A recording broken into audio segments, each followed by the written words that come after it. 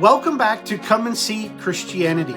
This is lesson number 25, worship. Lesson number 25 will focus on worship. And I pray that you'll see in this lesson the culmination of all the lessons thus far. And you'll see in this lesson that which will pave the way for the rest of what we do, all of who we are, and in many ways, it's the essence of what it is to be the church, to be a Christian and exemplify Christianity. Let me show you what I mean briefly. We've already seen in section 1 that God has one divine design. We saw in section 2 that every human being is a part of that design, and it's through our human divisions, our head, our heart, and our hands that God speaks to and sanctifies His people. Now, His people and all people everywhere can be found in the 5 disciples that we looked at in section 3. The lost, the lovers, the learners, the leaders, and the lifers.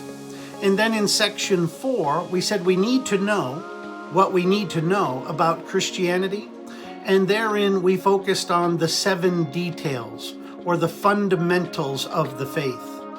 Then we moved on to where we find ourselves now, concentrating no longer on the head and its content of truth, but now the heart and the need for a strong and biblically exercised heart.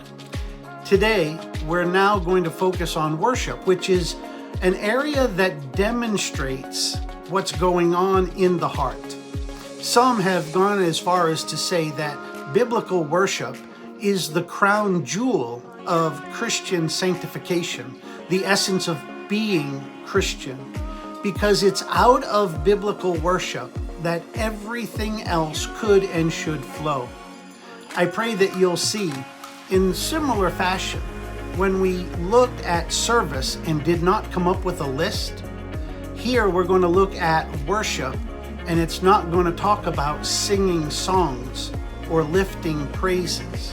While those are included, worship is holistic, and it needs to be personal, passionate, and pure.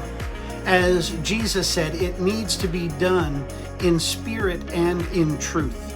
I pray this lesson will help you to understand and to become a portrait of biblical worship. Amen and amen.